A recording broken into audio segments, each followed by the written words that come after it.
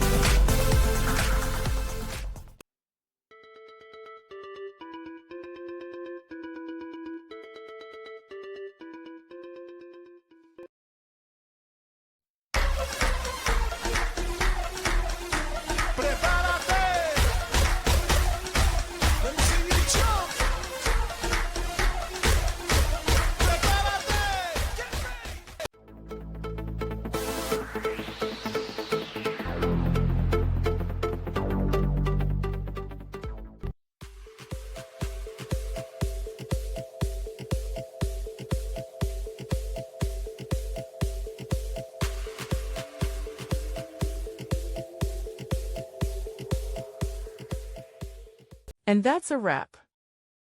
I hope you found the answer you were looking for. If you did, take a second to hit that subscribe button. It really helps out. And let me know in the comments which solution worked best for you. See you next time in the debug zone.